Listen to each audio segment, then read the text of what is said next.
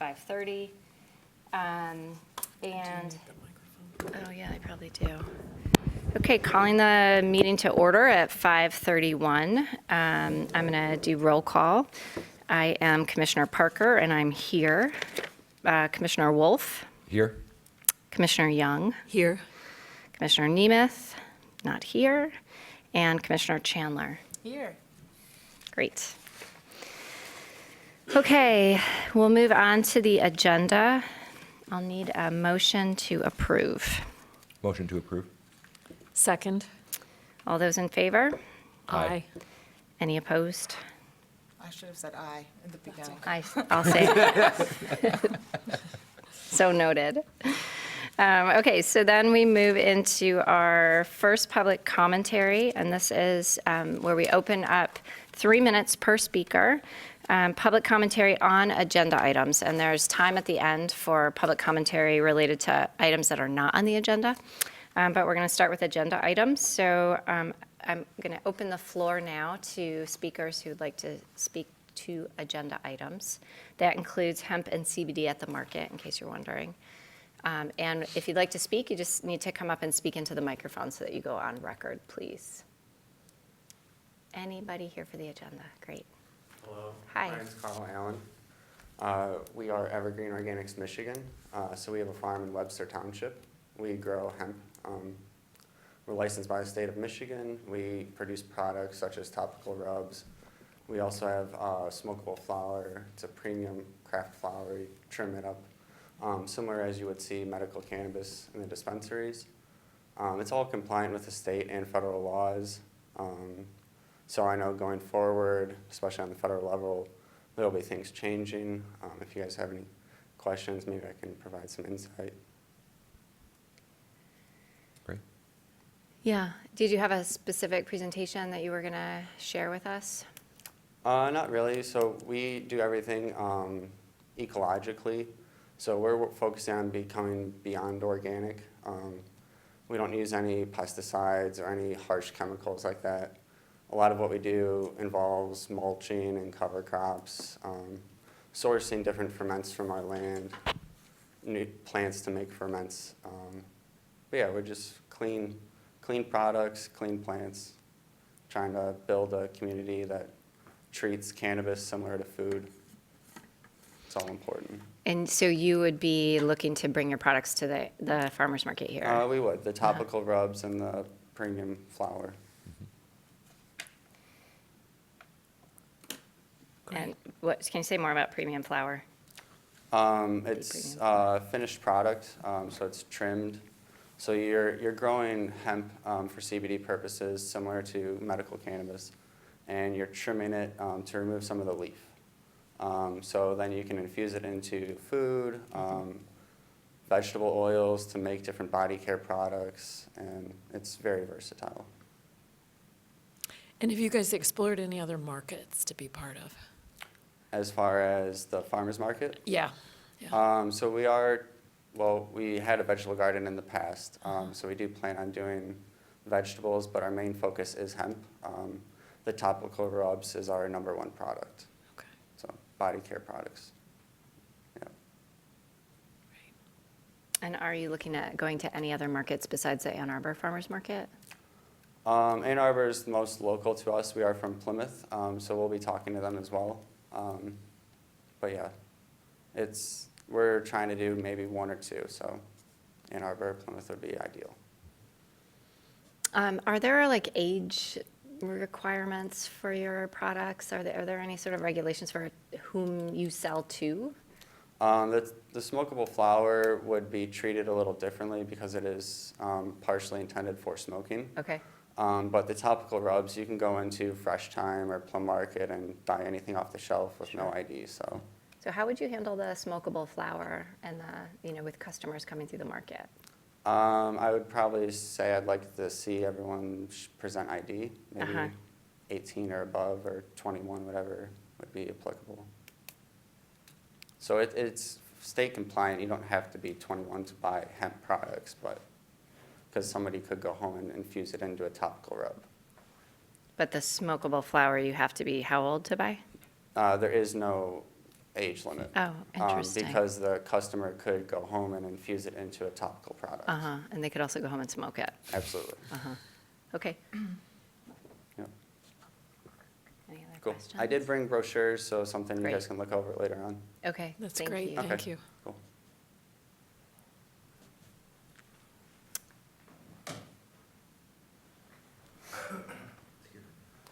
Hello. Hi. Good evening. Thanks for having the meeting. My name is Steve Green. Excuse me. I'm a medical marijuana patient. That's how I originally came to know the cannabis plant. And I was diagnosed with epilepsy. I had over 200 grand mal seizures the year before starting cannabis. And I was on about 36 prescription drugs. Today I'm on no prescription drugs, and I haven't had a seizure in over 5 years. So I can tell you that it is working for me. When I first got involved with CBD, which is now termed hemp, the amount that they called a rich or a high CBD plant was 4% or greater. Anything greater than 4% was like astronomical. Since then, that was back to about 2010, 11. Since then, there was the Hemp Act and several states like Colorado that started doing industrial hemp.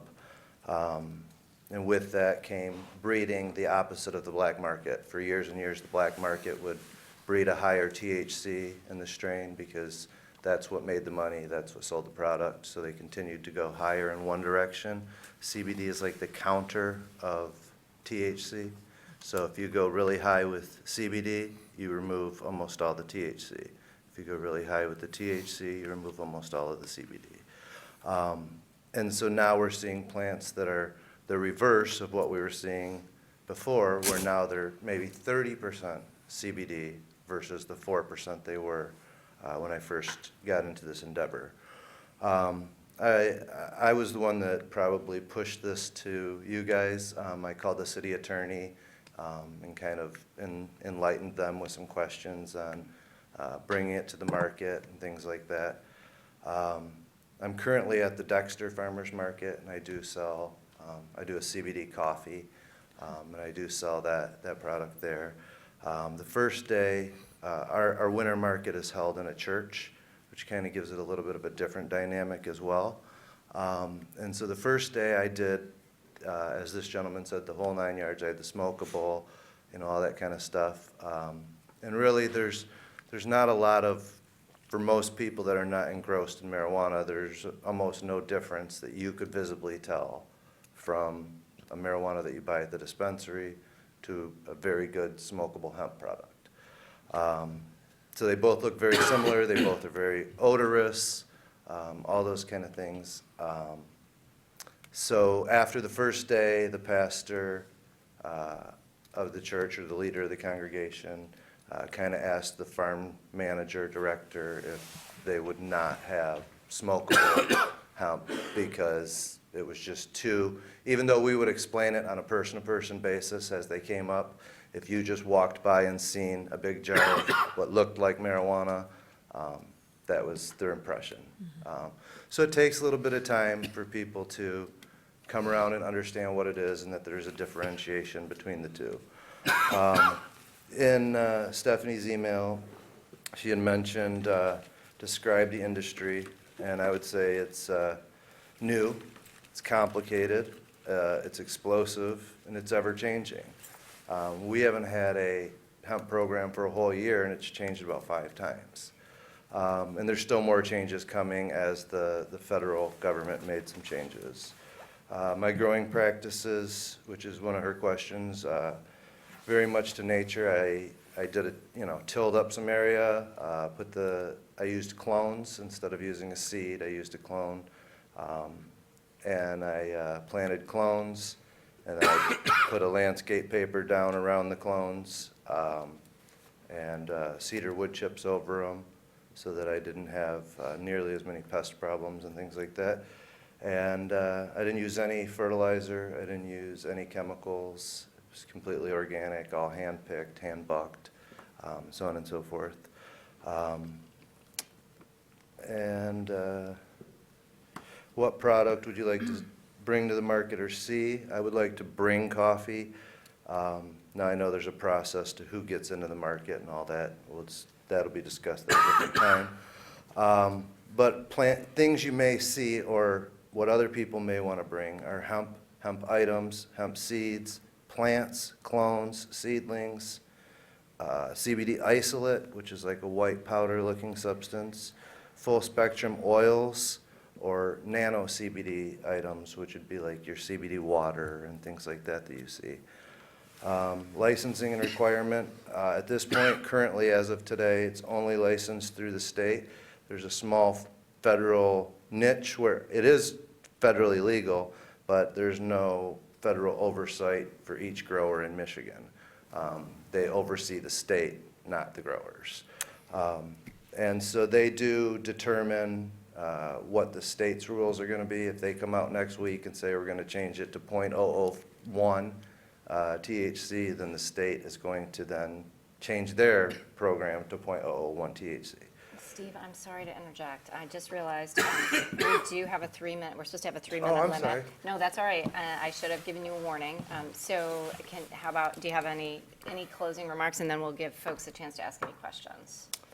What would you be looking for? I would say transparency, proof and labeling, tested products, both before and after, and that's it. Okay, thank you. Thanks. Any questions? What was the process for you to start selling at the Dexter market? Just really briefly, we don't need a lot of details, but Just talked to them and brought in product and was treated like any other item. okay, great, thank you. Thank you. No other questions? Okay. Would I be able to load a presentation? I'm not sure how you guys would see Give that it or a how that would- shot. It should, If not, I in can just- I theory, can just speak to the facts. it's looking promising up here. So you guys can see it on the screen then? I'm assuming. We'll see. Not yet. Determined. Do I have any paperwork today, or? You know, we only got this number. When we walked in, there were this many copies, so you'll have to share. Sorry, Jeff. Maybe it's easier if you just speak, because I think it's probably, oh, there we go, we've got it. So you guys can see something then? Yep. So unfortunately, the yes. audience can't see this, but Yep. I can speak to the facts. Oh, you can look Um, behind you if you want. Yeah, there's on the Oh, TVs. fantastic. You guys can see a little micro version of the presentation. My name's Christian Flickinger.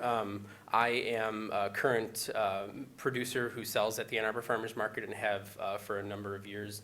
I believe this is our 4th year at the market. I run a certified organic small farm with my wife out of Howell, Michigan. We farm on around 5 acres. We specifically produce heirloom produce, and then during the winter months, we sell seed for heirloom produce from our own vegetables. Last year, we decided to grow a small amount of hemp. We are a small farm, very small, so we grew a very small amount of hemp as well, something that we could handle ourselves without hiring labor or using machinery and things like that. You'll see me standing next to a plant that I enjoyed harvesting because it was full of flowers and it smelled beautiful. So industrial hemp and CBD is the topic tonight. Industrial hemp is the term for this plant that we've all grown and made products out of. The word industrial is somewhat of a misnomer. When you think about that, you think of textiles and fiber, but it has other uses, and one of those main uses is from the oil and the compounds that are in the flower. On the medical side, you have THC, or marijuana or weed, which gets people high, but also can alleviate ailments, pain, mental disorders, things like that. On the other side, you have CBD, which has other potential benefits still being studied. Jury's still out on all that. The state and the federal laws mandate a 0.3% THC limit, and that number has stayed hard, but what they consider THC has changed slightly. There's 2 different compounds. They add the 2 together to get that number now. So those numbers have changed. What is CBD? What is THC? THC makes you feel really great, and CBD can potentially have other benefits. But still, I always say potentially because the jury's out. There's no definitive answers to that because they haven't been allowed to study cannabis up until very recently. But the big difference is that CBD is not THC. CBD will not get you high. Is hemp legal? Yes. There's the Agricultural Act of 2014, the 2018 Farm Bill, and then the Michigan Industrial Hemp and Research and Development Act of 2018. Is CBD legal? Yes, mostly. It's descheduled, so it's no longer handled by the DEA. The FDA officially regulates CBD. They've put out a warning recently about CBD, and the warning has a lot of different scary things in it when you look at a population as a whole. And these were based upon tests that they did for concentrated amounts of CBD and an epilepsy drug. And they found a very small incidence of certain things, just like with any other drug like Tylenol or ibuprofen, things like that. The FDA has also put out that CBD is not allowed to be in any unapproved health product, dietary supplement, or food. Now, they have very specific language about what it can and cannot be in. Dietary supplement would be something that you claim has a dietary benefit. A health product would be something that you make a health claim on, that it will cure something or that it will prevent something. And a food is something that you would ingest for caloric intake. CBD products and hemp at Ann Arbor Farmers Market, I believe that they should be treated like all other products at the farmers market, such as produce, honey, soap. There's a producer-only rule, and there's different rules for specific products when you look at the Ann Arbor rules. Everybody should follow the laws regarding licensing. Grower and handler processor licenses are required to both grow and then handle and produce and sell hemp and CBD products. All laws that the FDA has put out, including health claims, food, and dietary supplements. And then I believe that if Ann Arbor allows it and allows people to sell it there, they need to verify the licenses, the state licenses, and that they should also verify that test that that they're required to get with the state. There's a one-page form that the state gives you, MDARD gives you, that tells you that the hemp is legal, that it's hemp and not marijuana. Possible products that people could sell: tinctures, which is a fat, and the CBD oil; salves, something you rub on your skin; cosmetics, that could be anything that could enhance you. Your externally; textiles, so fabrics; smokable flour; plants and seeds. Those are also possible products. We sell seeds, not necessarily hemp seeds, but seeds for other things, so that could be something down the line that we may be interested in. That's my presentation. Thank you. Can you email the presentation to Stephanie if you haven't already? Absolutely. Thanks. Yeah. Any questions? You said your name's Chris? Christian Flickinger. Christian. Yes. Thank you, Christian. Any questions? Thank you. Thank you. Okay, so I think even before we started, I got things out of whack in our agenda, so there we go. Peter's fault. So, Should we see if there's anyone else then while we're at it, or do we want to? yeah, for any other public commentary, you mean? Yeah. Yeah, sure. Any other public commentary while we're at it? Since we're still on that. I do have the brochures I could hand out. That'd be great, thank you.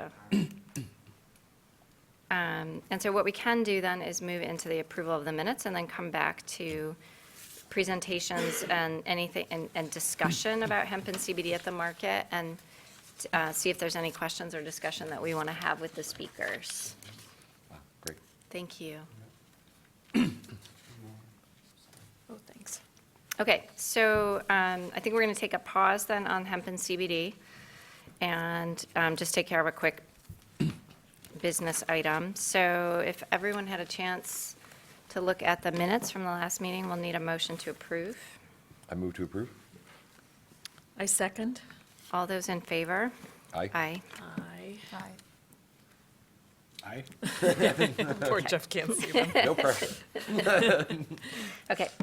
So then now we are officially in regular business. And so the first item, actually, are there any other presentations? Okay.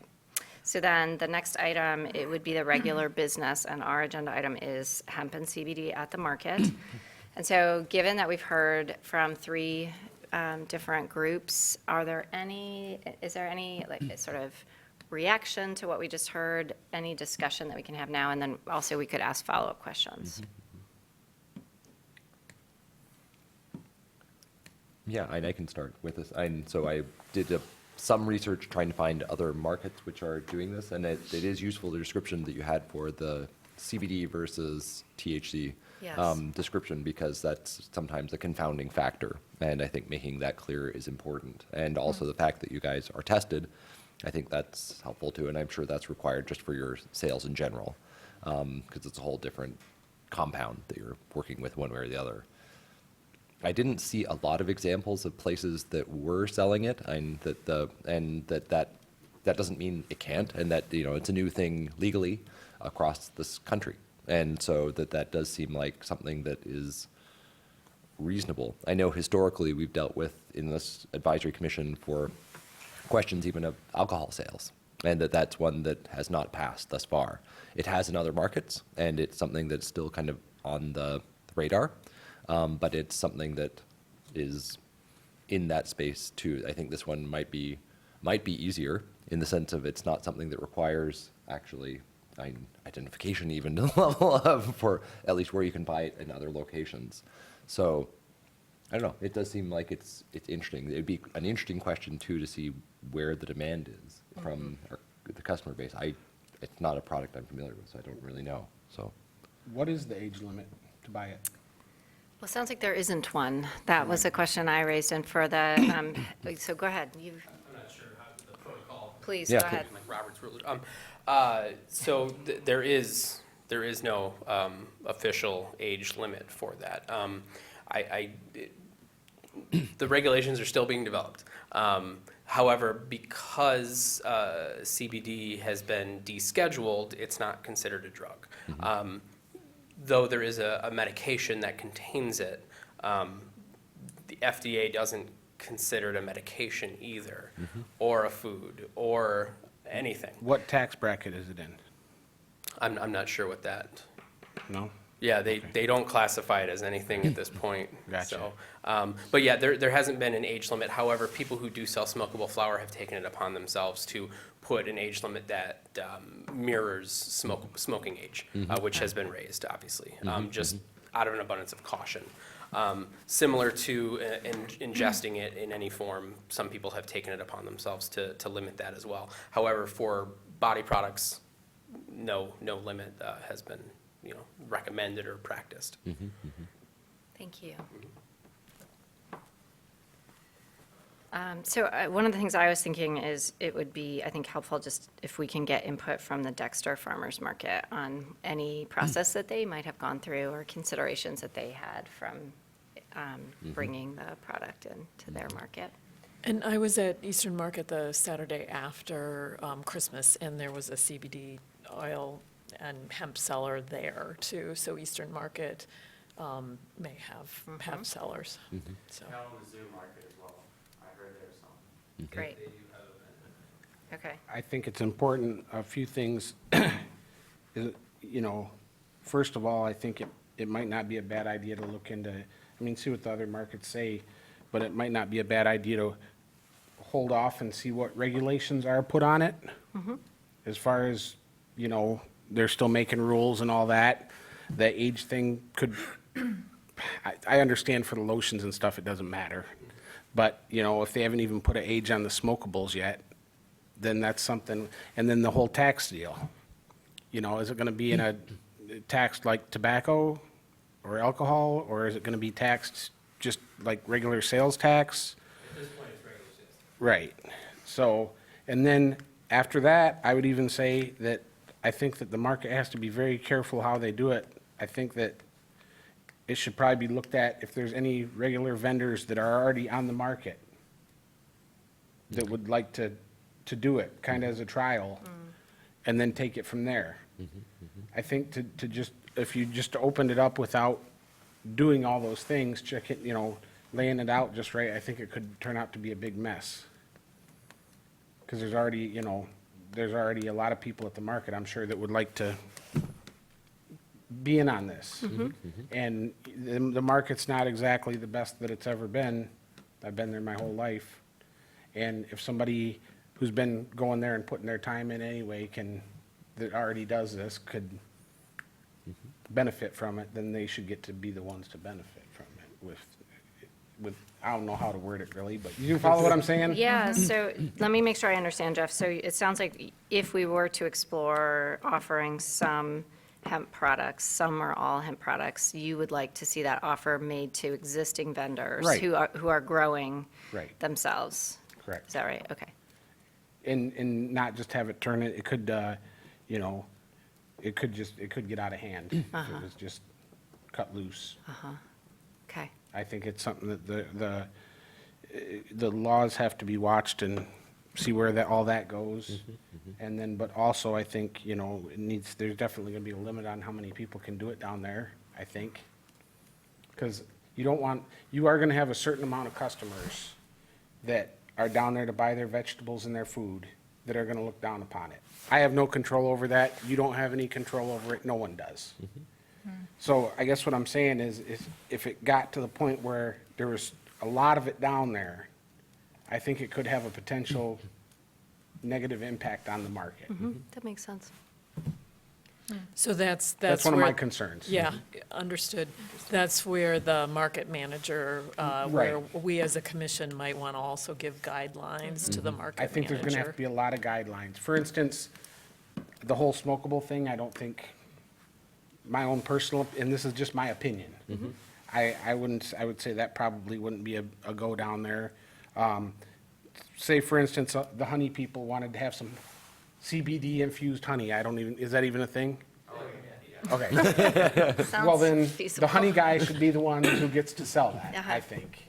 Because, she's already limiting how many people can sell of each thing, you know what I mean? So if the honey guy has interest in, I do make this, I'd like to sell it down here, then he should be the one who's allowed to sell it down there. And so forth. And I'm not trying to pick on the coffee guy, I don't know where he went. But, same thing there, instead of having 5 booths, that's all they had was CBD everything, you could spread it out through the market where, the lotion, she makes the lotions and stuff, what's her name? I can't think, I'm terrible with names. Oh, The lotion lady. I know. Yeah. Yeah, the lotion lady.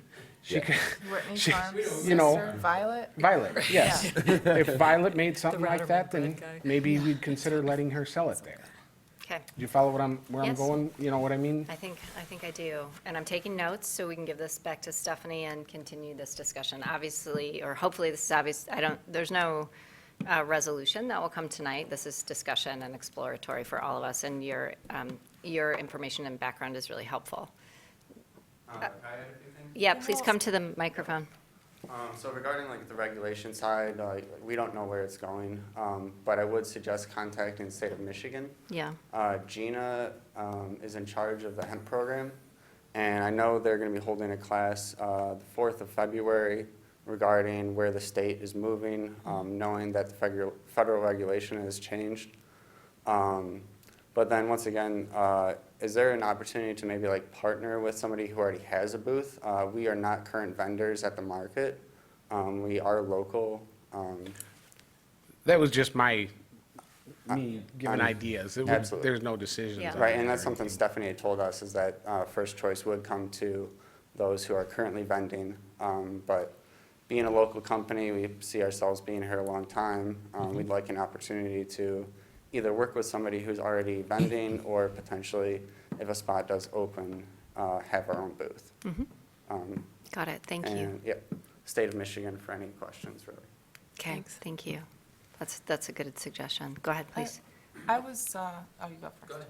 I was thinking about offering the opportunity to vendors that are there already and thinking about the producer-only aspect of it.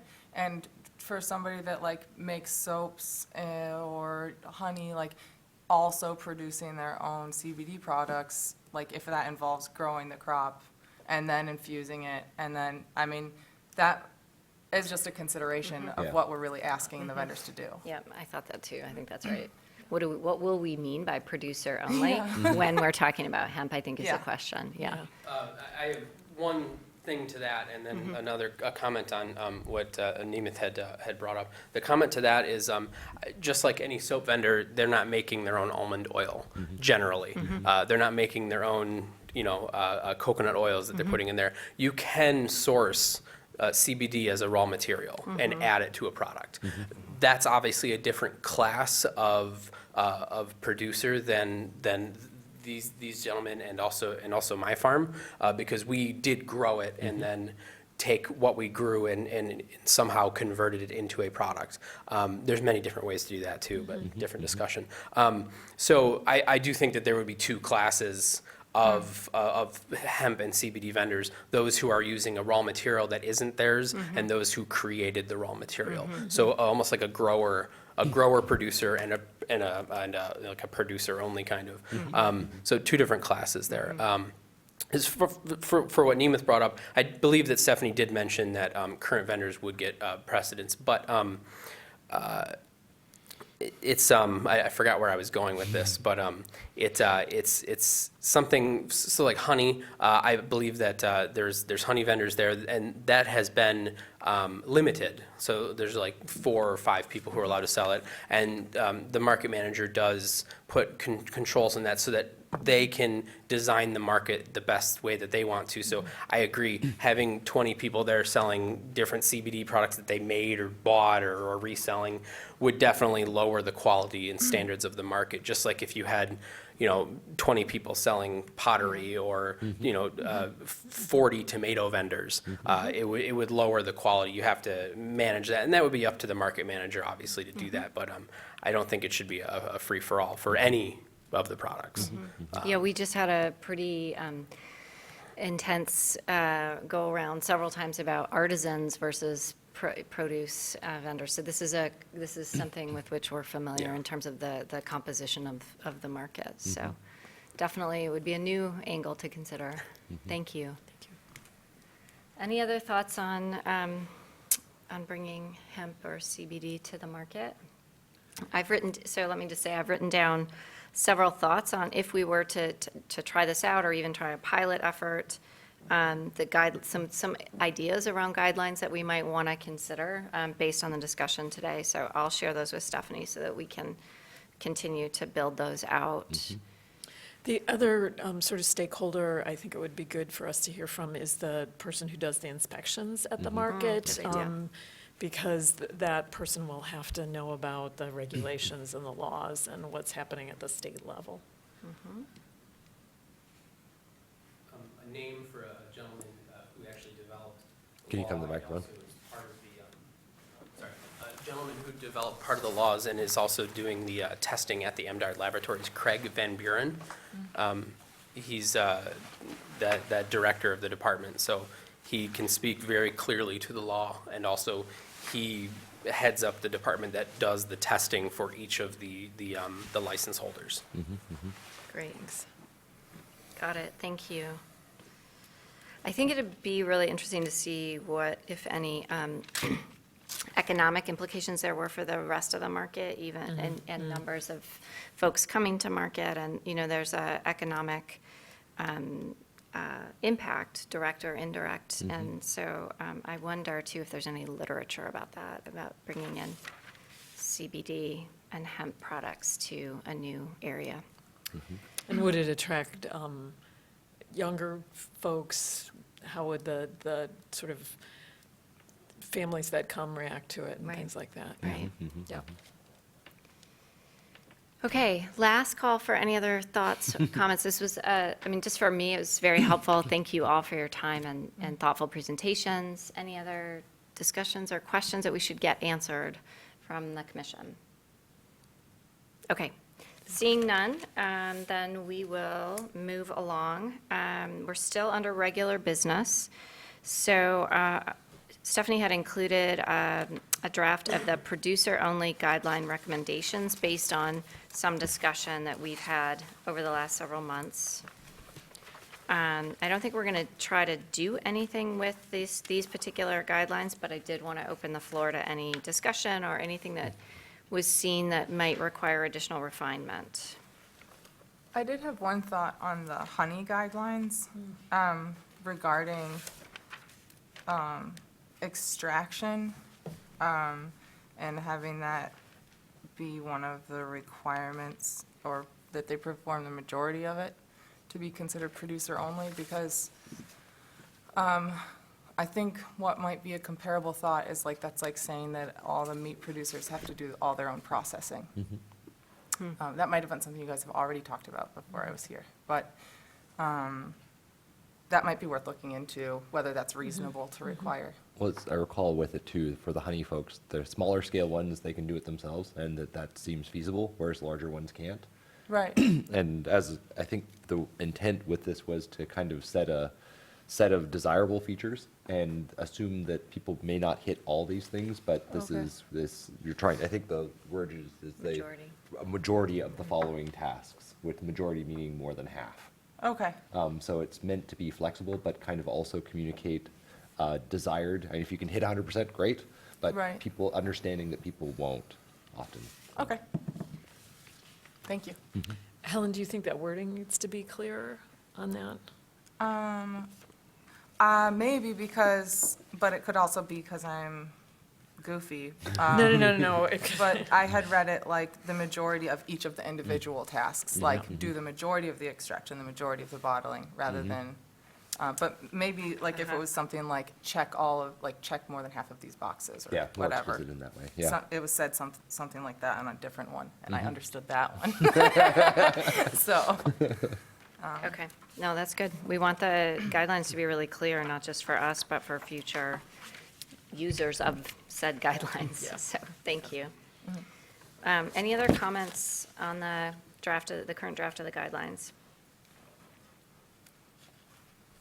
May we make comments, the public?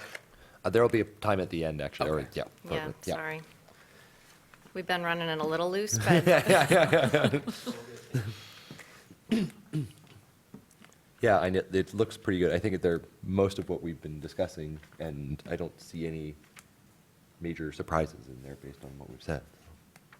So I think the seedlings, the adding was that the seasonality, where it's talking about a visit in April.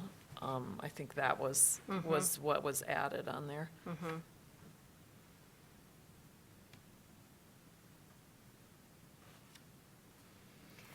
That looks fine.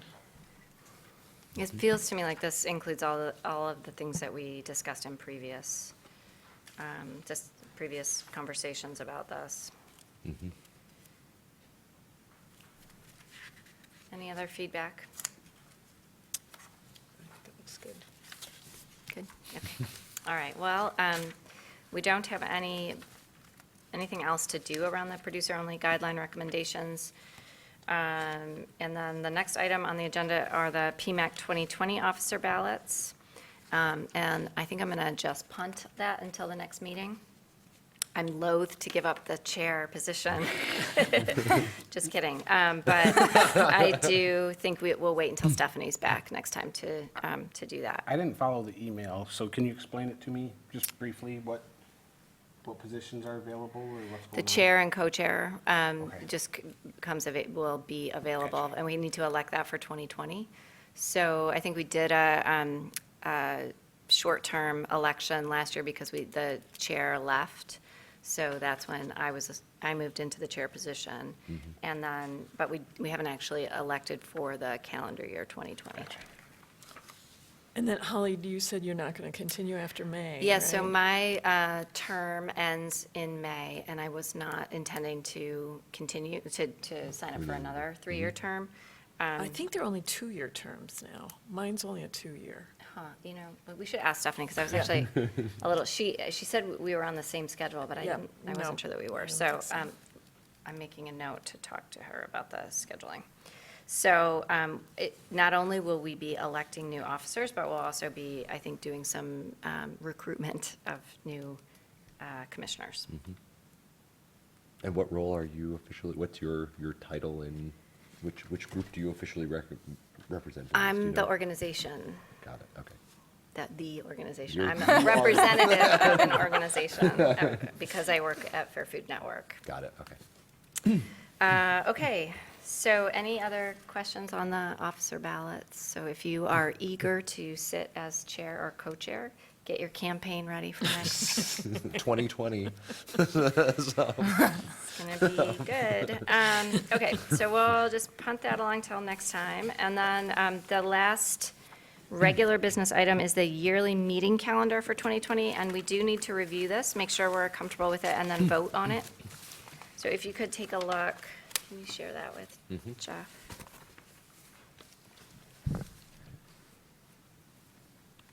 And there aren't any weird ones. It looks like it didn't hit any holidays this year, so everything is actually The standard third the standard Thursday. pattern, yeah. Thursdays? Yep. Standard third Thursdays at 5:30. So we'll need a motion to approve. I mean, I motion to approve. Second. All those in favor? aye. Great, okay. So we're official in terms of meetings for the rest of the year.